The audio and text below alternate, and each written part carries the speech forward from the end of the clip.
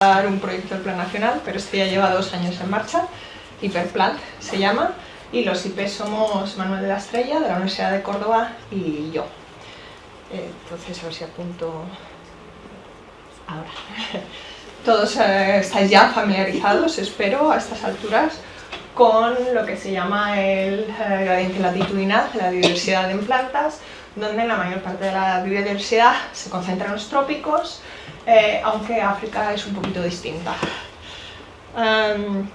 Entonces, una cosa que llama mucho la atención es en estos bosques tropicales del paleo y el neotrópico, donde tenemos miles y miles de especies por metro cuadrado, es habitual que haya una especie o unas pocas, estos son Dipterocarpáceas, el género Gilbertiodendron, de la subfamilia de Pteroidea de las leguminosas, y esta es una palmera, que realmente dominan el paisaje. Entonces tú tienes un paisaje hiperdiverso con multitud de especies, pero hay una que es la que domina, conforma, es el arquitecto que articula ese bosque hiperdiverso, pero hay puntos calientes más allá de la región tropical, ¿vale? Y en concreto nos vamos a centrar en el precioso Mediterráneo, que ya habían puesto la figura esta antes, y entonces tenemos la cuenca del Mediterráneo y Mar Carionese, que es un punto caliente de biodiversidad.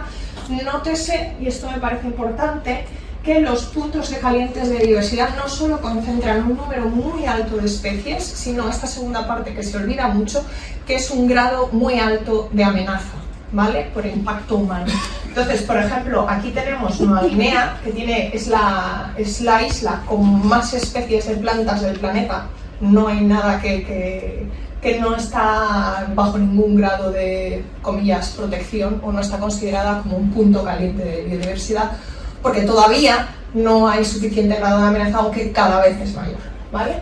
Entonces, nos vamos al Mediterráneo, donde los humanos llevamos haciendo manadas ya mucho rato, y entonces es claramente un punto de caliente de diversidad, y tenemos comunidades que son muy diversas, con muchas especies, porque es un ambiente muy rico en especies, que están dominadas, pero además clarísimamente, pues los alvagares por genista, piornales pues por Echinospartum o Cytisus, los tojales pues el Pulex, y retamares, ya os ha hablado Elsa de ellos, con pelos y señales. Si tienes más preguntas, pues me decís. Tienen una distribución sobre todo circummediterránea, pero concentran la mayor parte de la biodiversidad, la subtribu Genistine, a la cual pertenecen todos estos paisajes, en la península ibérica, así que eso facilita mucho el trabajo de campo. Entonces, tenemos una filogenia, un marco filogenético del 2004, estamos en el casi 26, qué horror. Y ya se sabe desde entonces que genista está aquí, genista está aquí, genista está aquí, genista está aquí, genista está aquí, genista... Es muy polifilítica, ¿vale? Luego además tenemos Echinospartum aquí, Echinospartum aquí, y luego otra serie de cosas. Y esto es solo ITS. O sea, con ITS ya se ve de forma muy clara, ni siquiera es un peine, sí que hay peines en algunas partes, se ve el caos y la destrucción que es este género, este grupo, ¿vale? Entonces, recientemente, esto es de este año, 25, la preprint ya estaba disponible el año pasado, el 24, esta gente lo que ha hecho es transcriptomas, de ahí ha sacado desde copia única y ha reconstruido una filogenia para la tribu Genistine. ¿Qué pasa? Que se han cogido sobre todo las genistas que son monofilíticas, solo se han cogido un Echinospartum, solo se han cogido uno de cada, entonces les sale como muy bonito y claro. Y a pesar de todo, dependiendo de cómo analices los datos, te bailan las relaciones. Entonces, como aquí está pasando algo biológicamente muy interesante. El caso es que, claro, nosotros queremos entender los factores estos que resultan en hiperdominancia en comunidades de plantas, en este ámbito mediterráneo de punto caliente de biodiversidad.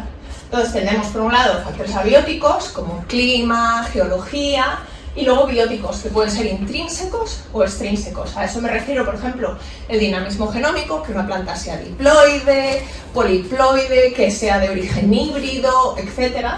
que tenga aneuploidías cromosómicas y rollos múltiples, o factores bióticos extrínsecos, interacciones bióticas. Pero en vez de interacciones bióticas en plan polinizadores, me interesa sobre todo el microbioma del suelo. ¿Por qué? Porque las genisteas son leguminosas y las leguminosas fijan nitrógeno. Entonces interaccionan entre otras cosas con rizobio, pero además tienen micorrizas, ¿vale? Y luego, otra cosa que es también muy interesante es que muchas de estas genisteas son invasoras fuera de su área de distribución. Queremos entender si existe alguna relación entre la hiperdominancia y las invasiones o el potencial de invasión biológica. Entonces, para ello, los objetivos del proyecto es entender la dinámica de diversificación de genisteas, de genistine, que es la subtribu dentro de genisteas, en el contexto del inicio del bioma mediterráneo, que sería sobre todo así más en tipo reciente, el biopleistoceno, una biogeografía histórica más en profundidad del grupo a vista de la historia geológica de lo que era el antiguo mar de Thésitis, que llega, lo dicho, hasta el presente Mediterráneo, sería Mesozoico-Mioceno, porque ya habéis visto que hay lío en superficie, en retama, pero hay lío en profundidad para genista y todo lo demás. Entonces tenemos que resolver a diferentes niveles. Esto, por supuesto, va a ser HiveSec, ya lo habéis oído muchas veces. Luego también nos interesa conocer la arquitectura genómica del grupo, pues tener información sobre niveles de ploidía, tamaño genómico, hibridación, si podemos conseguir también número de cromosomas, que no es tan fácil, pues sería ideal. Y luego estamos haciendo microbioma de suelo de pares de especies hiperdominantes frente a restringidas. Este va a ser el doctorado que comienza ahora Nara Castillo con una FPU. Donde vamos a estudiar tanto el microbioma por eucariota me refiero a micorrizas, y procariota, un estudio así un poco genial. 16 es 18 es lo típico que se usa, estos marcadores, y luego marcadores físico-químicos del suelo para ver cómo esa interacción puede estar o no determinando o facilitando esa capacidad invasora, por ejemplo. Este es el equipo de investigación, que no el de trabajo, hay mucha más gente implicada en este proyecto. He mencionado un par que ni siquiera están en esta foto, pero vamos, aquí estamos los IPs flipando con Ulex en Nueva Zelanda, dándolo todo. O sea, había bosques de 4 metros de Ulex en Nueva Zelanda. Itziar Arnelas es profa en la Complutense, Regina Berjano está en la Universidad de Sevilla, y Eduardo Cires en la Universidad de Oviedo, y tanto Diego como Manuel están en la Universidad de Córdoba. Y bueno, con eso todo. Muchas gracias. Si tenéis preguntas, encantada.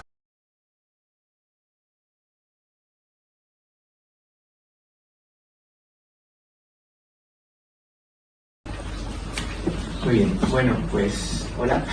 Os voy a presentar lo que básicamente es mi proyecto de tesis, que he empezado hace unos pocos meses. Dirigido por Patricia Barberá en la Universidad Autónoma y también por Ricardo Reina aquí en el Jardín Botánico y Joan García Porta en la Universidad Complutense de Madrid. Como veis, pues el proyecto trata sobre el género Croton y sobre todo sobre cuestiones de sistemática, de evolución y de conservación. Bueno, os presento primero el género. Este es Croton, es un género de distribución pantropical, la familia de las subforbiáceas, y es un género hiperdiverso, tiene más de 1200 especies y, bueno, como ocurre en muchos géneros tan grandes y tan diversos en las regiones tropicales, pues tiene una taxonomía un poco complicada en este caso, porque ocurre a menudo que las características morfológicas en distintos grupos que no están necesariamente cercanos en la filogenia, pues son bastante semejantes. Entonces eso hace que haya bastante confusión en la identificación. Ahora sí, aquí veis algunos de los caracteres así más característicos, pues según vais al trópico y lo veis, pues suelen ser árboles o arbustos, tienen estas inflorescencias con flores unisexuales, pero que las flores femeninas están más abajo y las masculinas más arriba. Bueno, suelen tener nectarios en las hojas, no siempre, pero a menudo en la base de las hojas suele haber.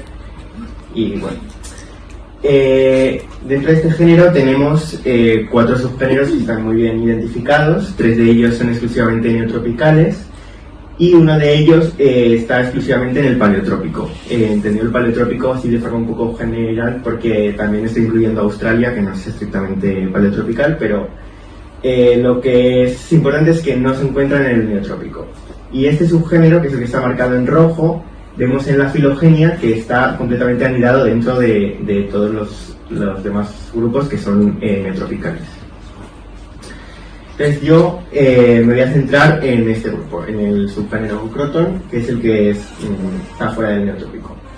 Tiene unas 359 especies aceptadas ahora mismo, más o menos, aunque la taxonomía es lo que queremos mirar, que están distribuidas de forma muy heterogénea.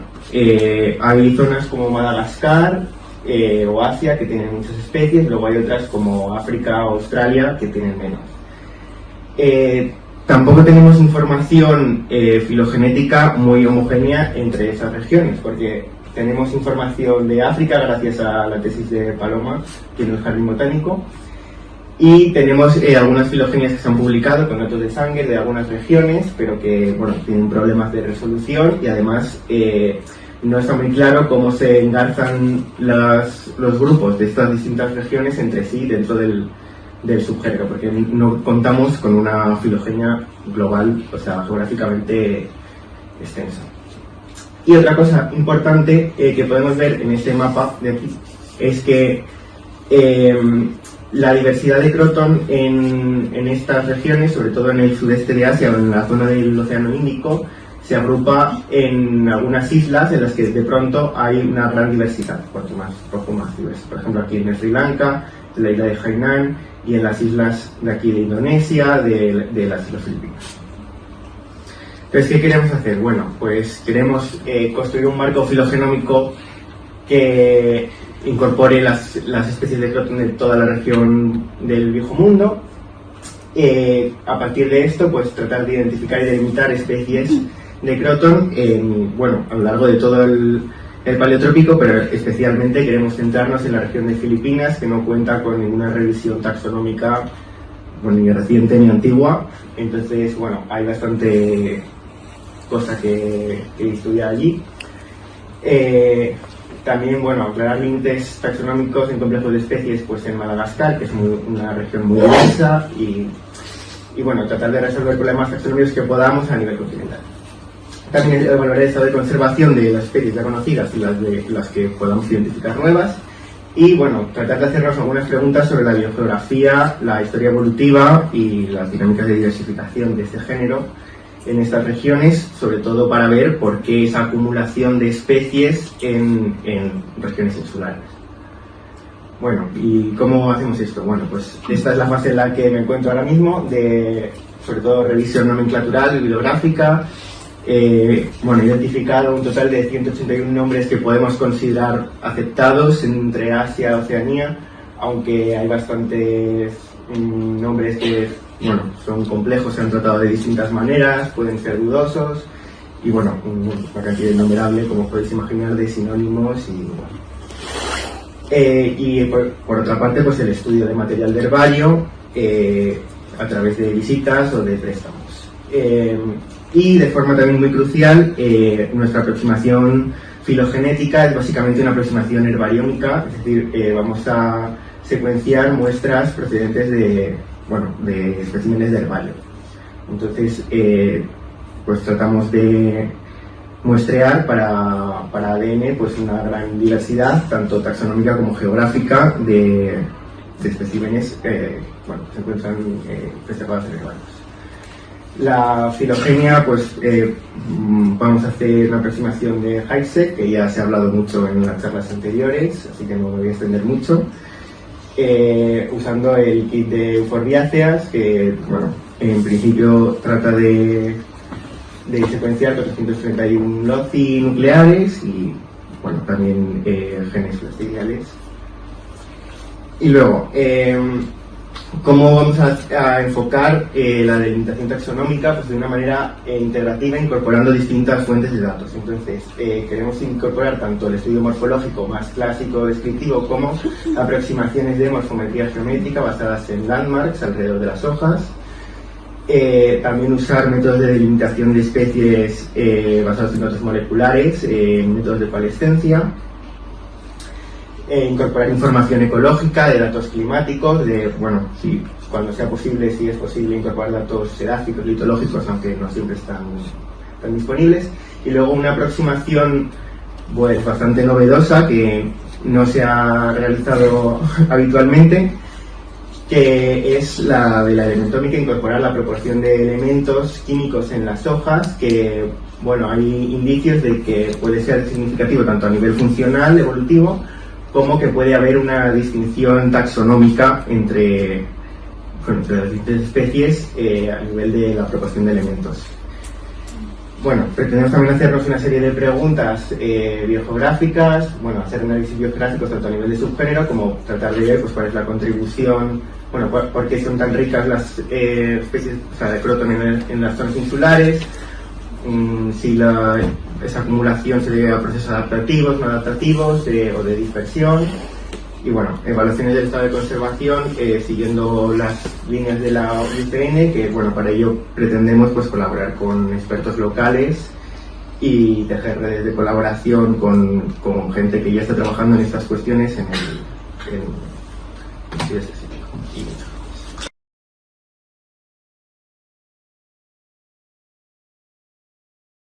Buenos días, gracias por la presentación.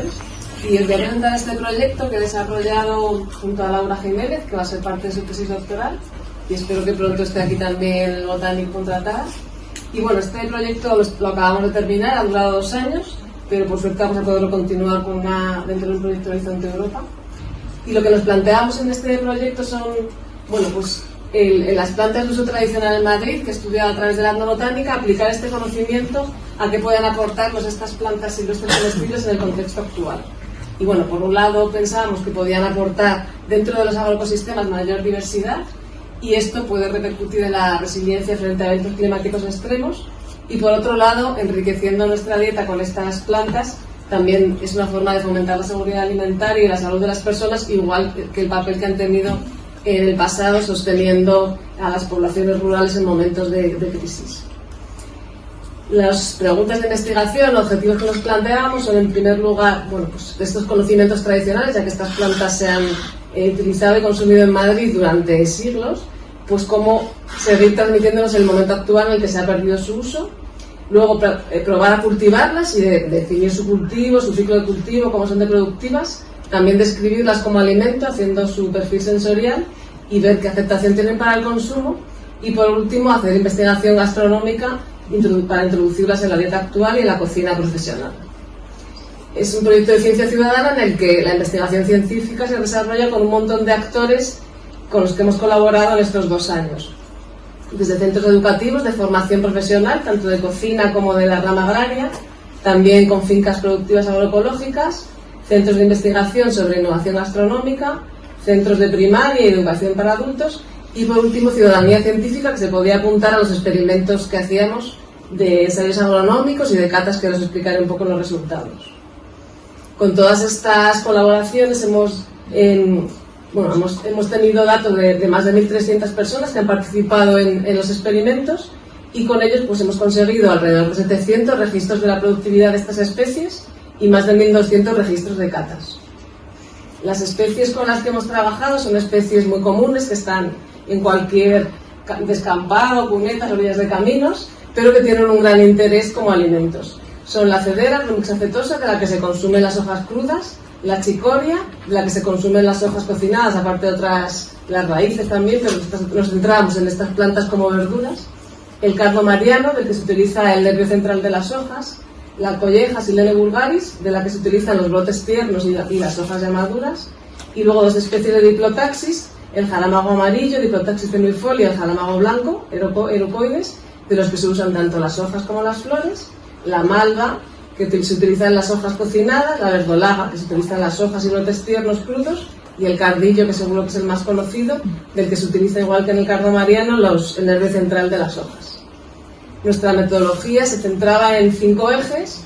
Los más importantes, de los que os voy a presentar los resultados, son los ensayos agronómicos, en el que hacíamos un cultivo controlado, en el que sacábamos datos de productividad y el ciclo de cultivo, catas sensoriales y análisis de la aceptación para el consumo, investigación gastronómica, y también había una parte muy importante de transferencia de estos saberes etnobotánicos en los centros educativos.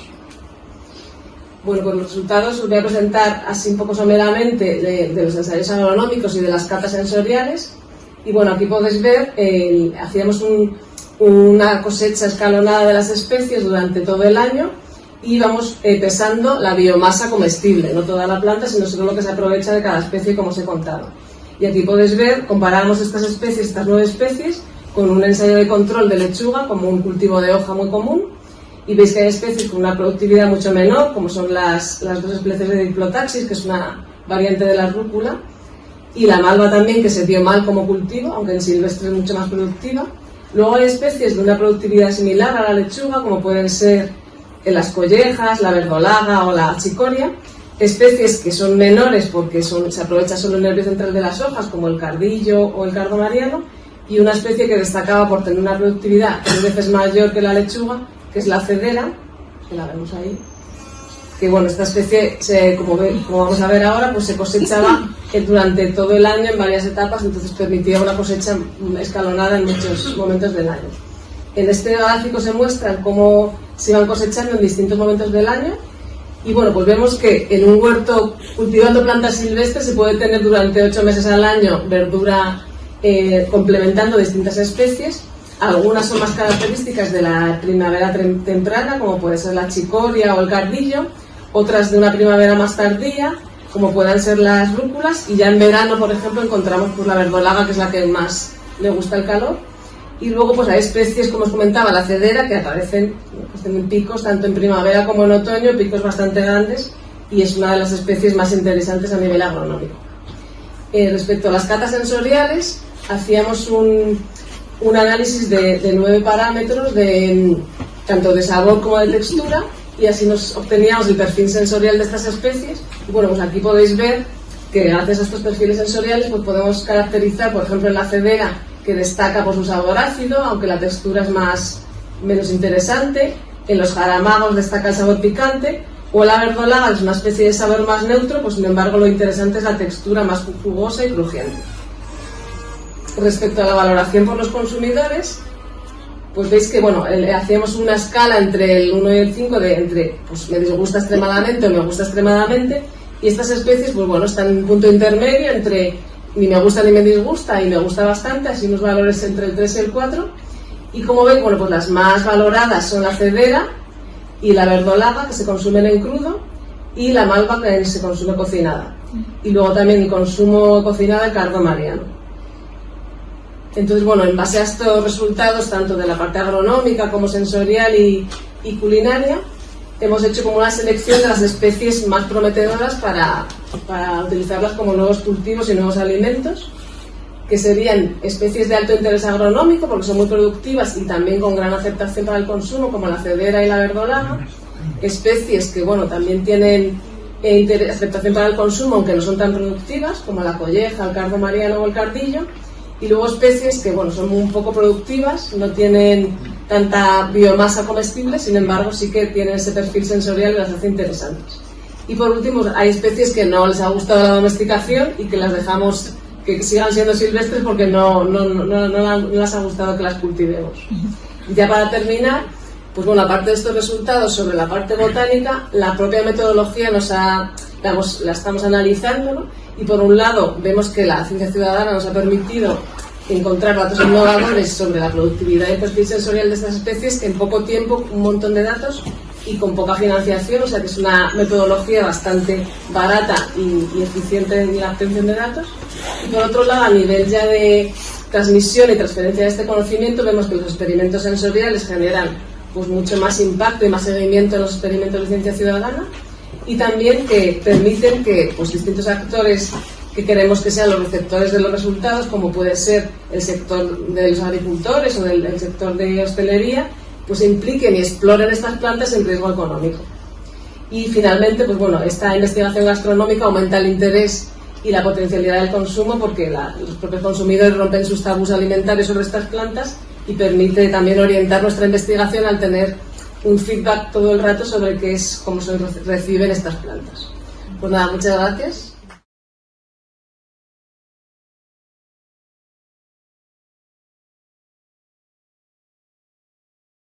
Pues buenos días, soy Íñigo Orea y voy a presentaros este estudio que trata sobre el impacto de los métodos de preservación en el perfil metabolómico de plantas laticíferas y su posible implicación en estudios quimiotaxonómicos. Lo primero de todo, nuestro objeto de estudio son las plantas laticíferas, que es un grupo de plantas pertenecientes a 20 familias de angiospermas y caracterizadas por la producción de látex. Este es un líquido acuoso que participa en la defensa físico-química de la planta frente a los herbívoros. Además, muchas de ellas tienen interés económico por su potencial uso alimentario, farmacológico y en la industria. Por otro lado, la metabolómica es la ciencia que trata de hacer un análisis integral del conjunto de metabolitos de un sistema biológico. Este conjunto de metabolitos no es más que la expresión genética de un organismo en unas determinadas condiciones ambientales. Es decir, sería algo así como el fenotipo químico de un organismo. Para analizarlo utilizamos diferentes técnicas que a día de hoy ninguna de ellas es capaz de analizar el metaboloma completo de la planta, por lo que solemos combinar distintas técnicas. Las posibles aplicaciones de la metabolómica son la detección de compuestos con potencial farmacológico, el impacto que puede tener un gradiente ecológico en el metaboloma de una determinada especie, lo que sería la ecometabolómica, y de lo que vamos a profundizar un poquito más en este estudio, que es la quimiotaxonomía. Esta trata de categorizar a los organismos según las diferencias y similitudes que existen en su composición química. Y para ello debemos prestar atención principalmente a tres factores. El primero, la técnica analítica que utilicemos y a sus limitaciones. Por otro lado, las condiciones ambientales, ya que el ambiente tiene un efecto directo sobre el metaboloma de los organismos. Y por último, el método de preservación que utilicemos, que generalmente en plantas se utiliza la congelación inmediata en nitrógeno líquido, pero existen otros como el secado al aire, el secado con gel de sílice o la herborización. En nuestro caso, hemos seleccionado 14 especies pertenecientes a las familias Euphorbiacea, Papaveracea y Morácea, y tras su recolección hemos utilizado tres métodos de preservación diferentes: la congelación inmediata, que serán las muestras en fresco, el secado con gel de sílice, las muestras en sílice, y la herborización. Principalmente prestaremos atención a las dos primeras, ya que son las únicas con las que podemos estandarizar el muestreo, ya que las muestras de herbario provienen de lugares, momentos y recolectores diferentes. Para analizarlas utilizamos la cromatografía de gases acoplada a espectrometría de masas, que nos va a dar una información principalmente sobre el metabolismo primario de las plantas. Nuestras hipótesis son que el método de recolección va a tener un impacto en el metaboloma de las muestras, que el perfil metabolómico primario nos va a permitir discriminar entre taxones y que vamos a observar unos patrones químicos claros. Para realizar este estudio, primeramente realizamos la recolección en campo, parte de ella aquí en el jardín botánico, y separamos las muestras entre las que congelamos en nitrógeno, las que secamos con gel de sílice y las que provenían del herbario.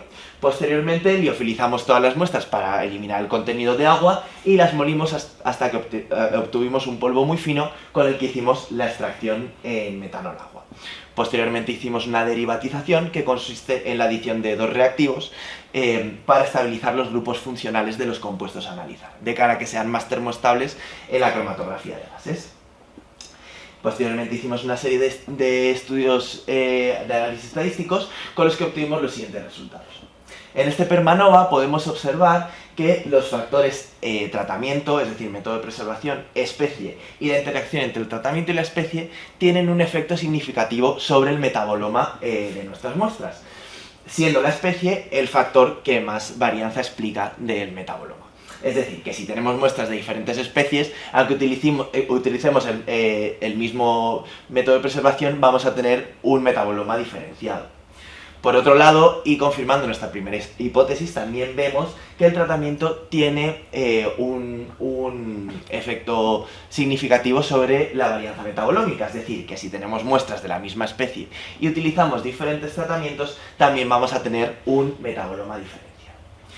Complementariamente, en aquel ANOVA en el que podemos ver la distancia metabolómica que existe entre las muestras de las distintas especies para cada tratamiento, podemos ver que en la mayoría de los casos, señalados en rojo, las muestras en sílice tienen una mayor varianza metabolómica dentro de una misma especie que las muestras en fresco, que se parecen mucho más entre sí. Es decir, que el método de preservación que utilicemos va a tener un efecto sobre la variabilidad intraespecífica de las muestras.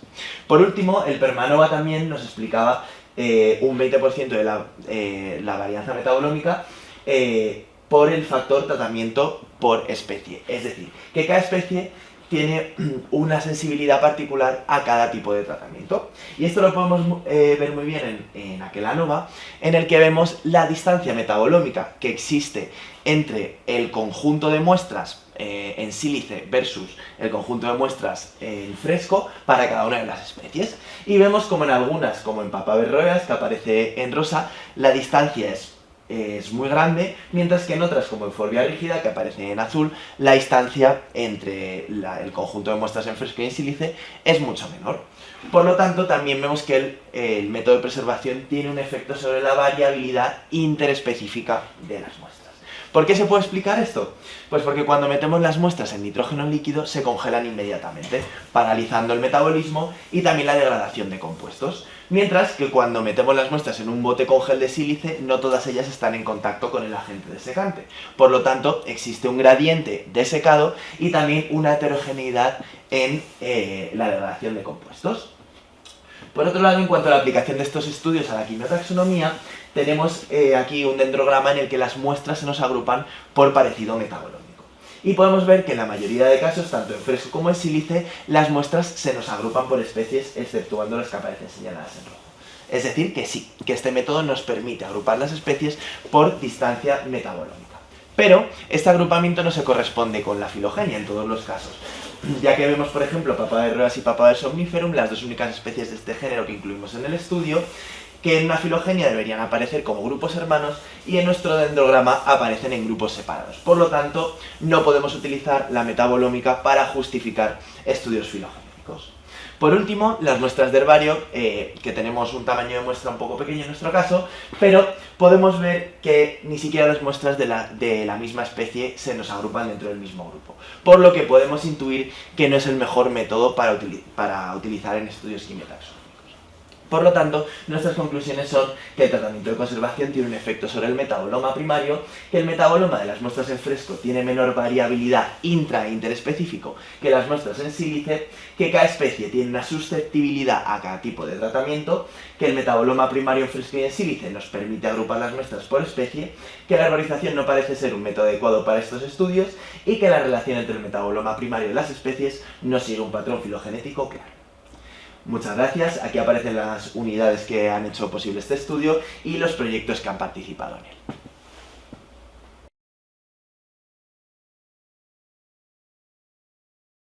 Presentación y nada, pues me presento yo también porque soy Eric y os voy a hablar efectivamente sobre estos bosques kársticos de Madagascar denominados tsingui. La primera pregunta que podréis tener es tsingui, ¿qué es eso?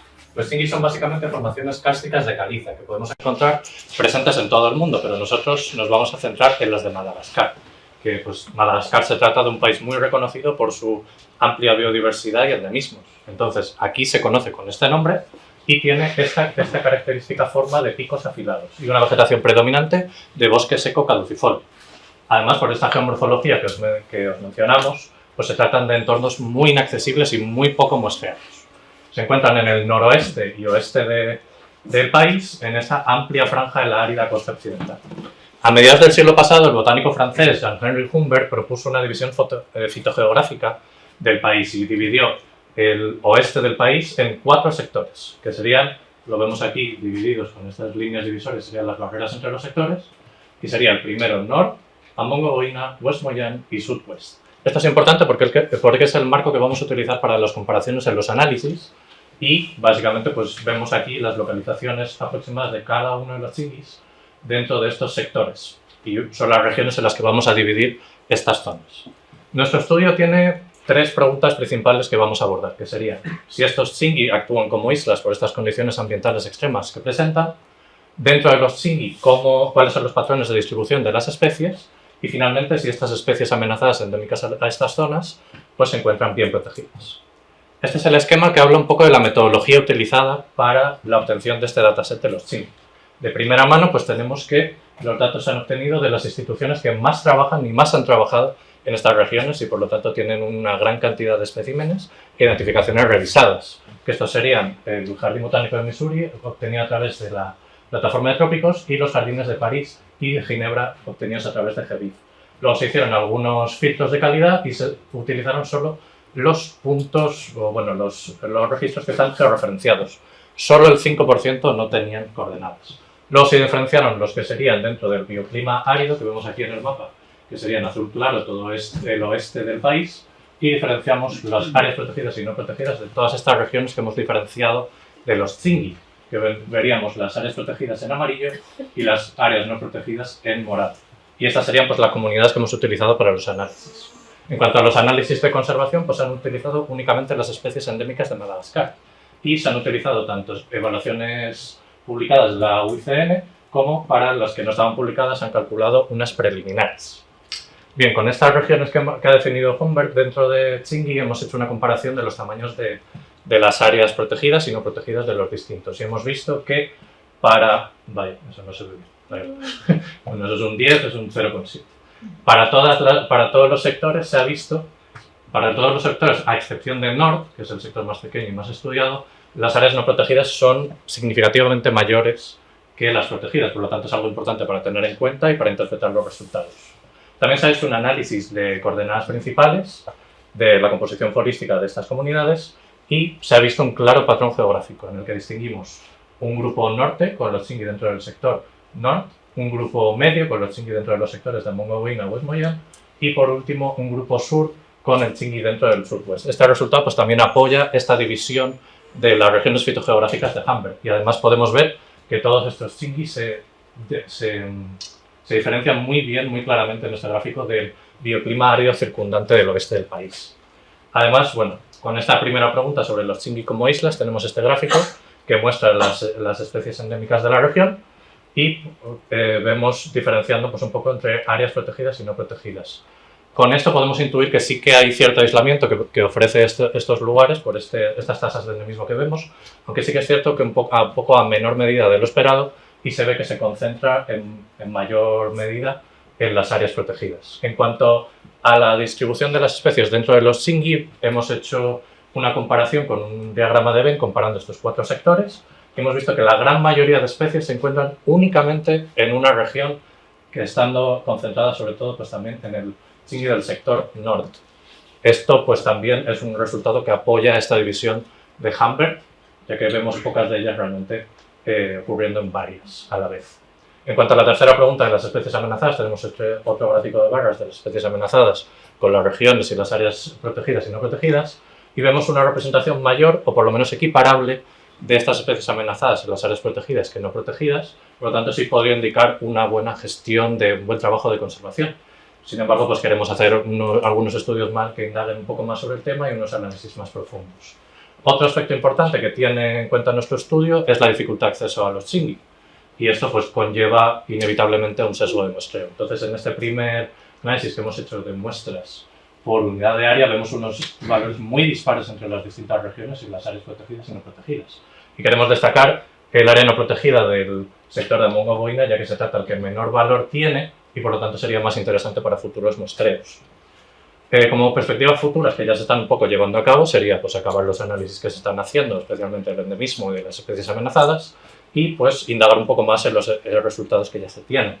Luego pues encontrar una zona o un sector que pueda ser como lugar de prioridad de conservación para así concretar un poco más en un punto más específico. Luego pues revisar los datos por errores y aprovechar estos datos sin coordenadas que hemos tenido al principio o que hemos desechado y expandir un poco el muestreo y el estudio de los Tsingy, especialmente centrándonos en las zonas que están menos estudiadas, como hemos visto en los sectores de Mongobuina y Sudwest al medio y más al sur. Finalmente decir también que esto es un estudio preliminar que busca pues, una realización de un gran proyecto futuro sobre estas zonas. Muchas gracias.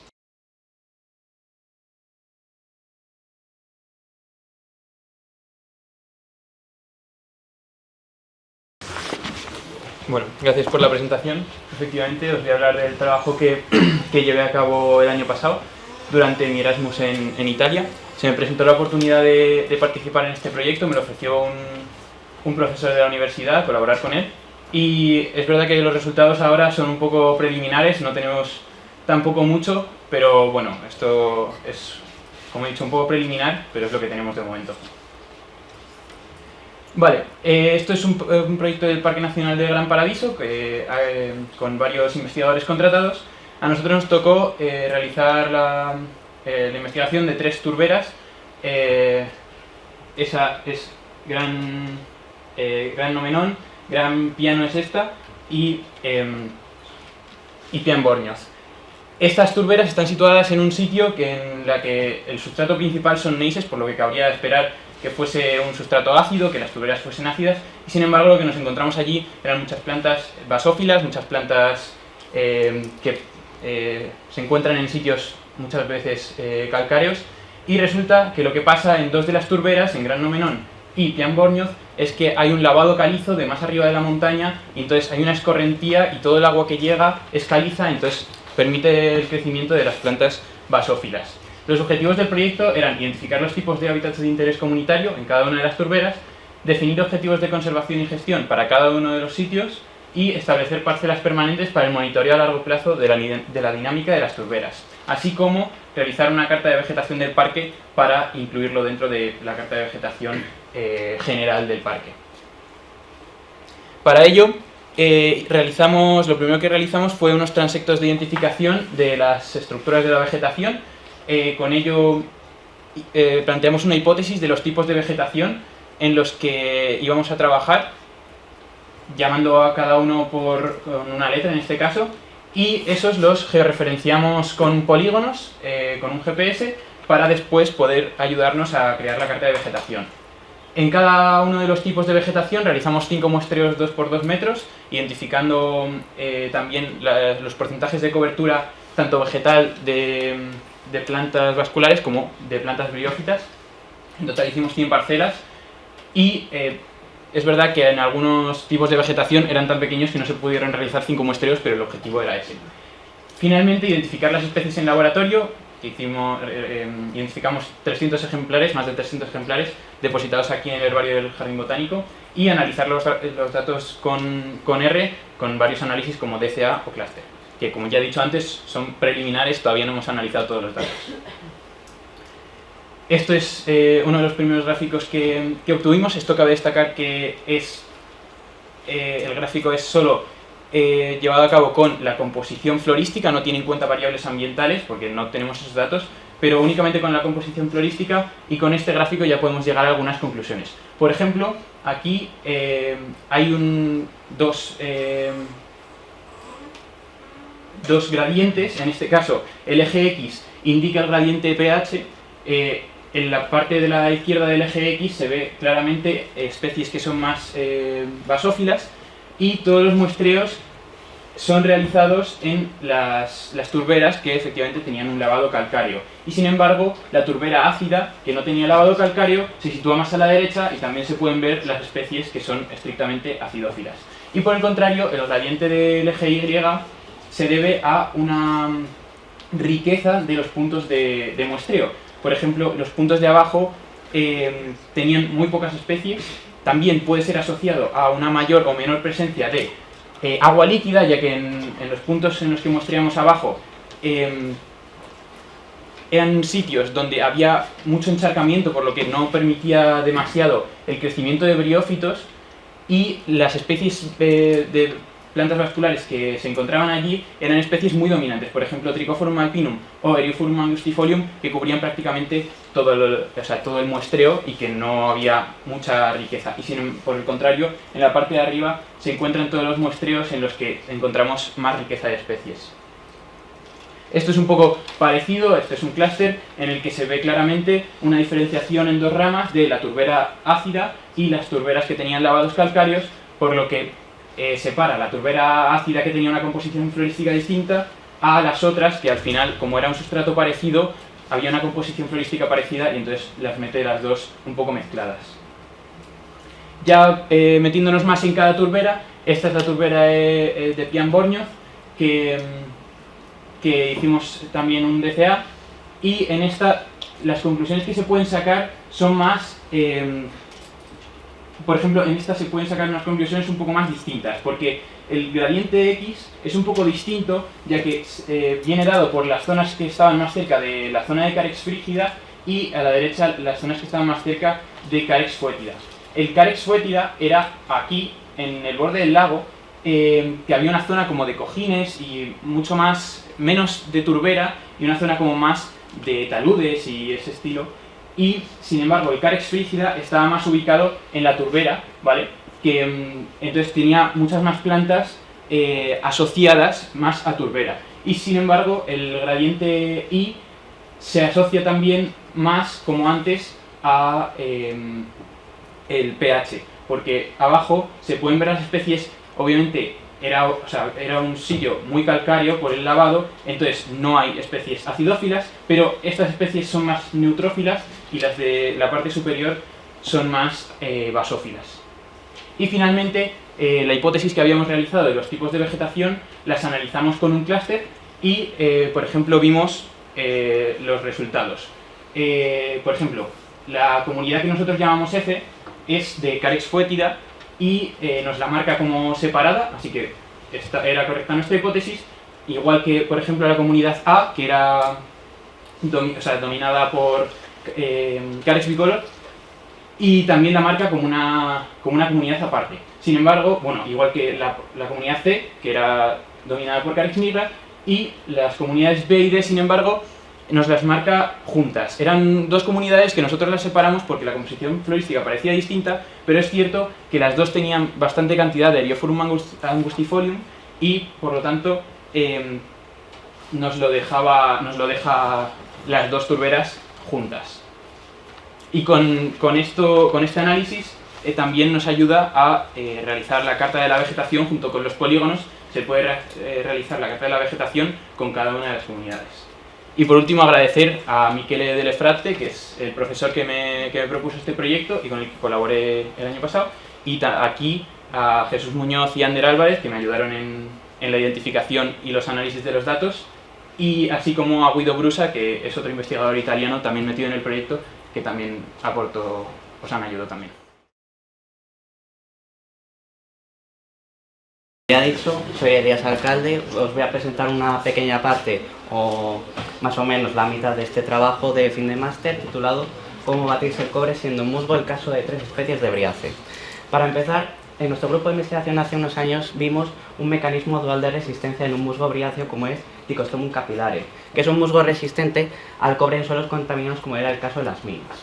Lo que vimos fue cómo tenía estrategias de acumulación en zonas senescentes, las zonas más basales, como se puede observar en esta figura, mientras que en el caso de las zonas apicales más jóvenes había una estrategia de exclusión mediante un recubrimiento hidrófobo de unas ceras en sentido amplio. En este trabajo nos hemos centrado en esta última estrategia y nos hemos preguntado si es habitual esta estrategia de exclusión en la familia, así como también nos preguntamos si pueden gestionar estos musgos la contaminación atmosférica en vez de la edáfica, como era el caso de las minas. Por ello, las hipótesis principales de este trabajo han sido que la exposición experimental de estas plantas al cobre inducirá a un aumento en la producción de ceras y que las especies capaces de tolerar hábitats más alterados, como son los entornos urbanos, van a mostrar una mayor resistencia al cobre en comparación los que habitan en ambientes más preservados. Por ello, el objetivo principal de este trabajo es estudiar la relación entre la contaminación atmosférica por cobre simulada artificialmente mediante spray y la producción de ceras en 3 especies de la familia Briaceae que han sido cultivadas. Los objetivos específicos han sido evaluar el efecto macroscópico del tratamiento con las diferentes dosis de cobre y explorar los mecanismos de defensa frente a la presencia de este metal mediante el análisis de la acumulación y la distribución de este metal, así como en la variación en la producción de ceras. Las especies seleccionadas son Dicostomum capillare, la cual ya he mencionado anteriormente, Brion argenteum, como se observa en esta figura, y por último Imbribrium alpinum. Las hemos elegido porque queríamos contrastar la sensibilidad a la perturbación del hábitat. Las dos primeras especies son especies que son capaces de tolerar entornos urbanos, mientras que esta última es capaz de crecer solamente en esos ambientes más preservados y en ninguna zona urbana. En el caso de las dosis seleccionadas de cobre, en este caso sulfato de cobre, fueron 3, más un grupo control que plasmo en esta tabla, pero sí que quiero destacar una cosa con estas dosis, que son muchísimo más altas, de varios órdenes de magnitud, que lo que se ha encontrado en estudios de deposición natural de cobre en zonas de escenarios realistas. Pero las hemos elegido porque queríamos tener efectos fuertes dentro de la posibilidad de supervivencia de los musgos, además de que ya teníamos en cuenta la enorme resistencia de estos musgos a los metales pesados, como era el caso de Dicostomum capillare que he mencionado anteriormente. Por tanto, una vez seleccionadas las especies de estudio y las dosis de cobre, decidimos hacer 10 réplicas, dando un total de 120 musgos que cultivamos en semilleros que tras un periodo de 2 meses en invernadero con pulverización con sulfato de cobre, dio lugar a un cambio de color muy evidente, como se observa aquí, desde el principio al inicio del tratamiento, al final con un cambio de color bastante evidente.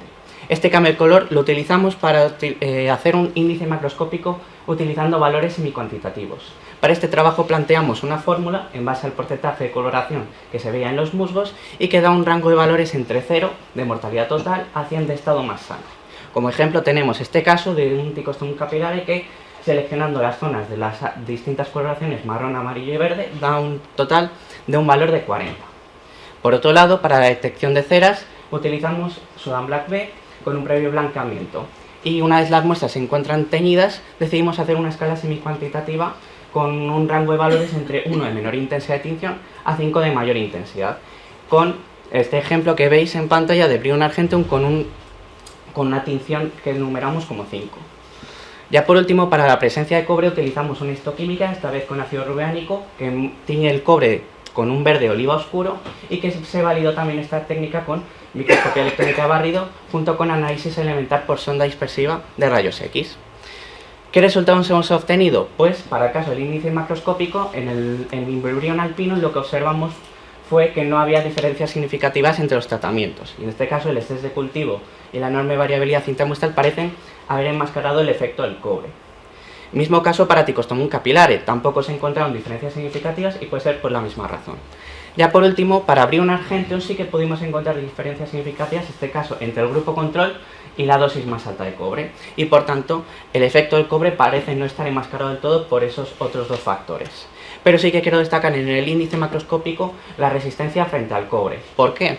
Porque si se miran los valores del índice macroscópico, vemos como hay un rango de valores en donde en ninguno hay ningún valor de 0, es decir, de mortalidad total. ¿Qué quiero decir con esto? Que presentan una enorme resistencia incluso a unas dosis mucho más elevadas que lo que se encuentra en escenarios realistas, que ya habíamos visto que era de varios órdenes de magnitud.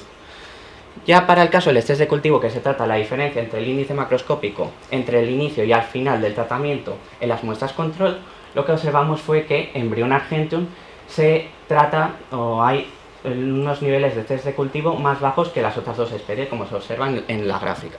Y por último, para el efecto del cobre dentro del índice macroscópico, entre las especies pues no hay diferencias significativas en la resistencia al cobre. En el cambio en la producción de ceras tras el tratamiento, lo que pudimos observar fue que Brillium alpinum y Brillium argentum disminuyen su producción al aumentar la dosis de cobre, mientras que Ticostrum capillare parece aumentar su producción al aumentar la dosis. Y ya por último, para la evaluación de la estrategia de exclusión, lo que observamos fue que el cobre entra y se acumula en los tejidos de las tres especies, mostrando dos patrones de acumulación en función de dónde se acumula en los filios. En el caso de la zona apical de los mismos, en el caso de Brillium alpinum y Ticostrum capillare, o en la zona basal de los filios en el caso de Brillium argentum.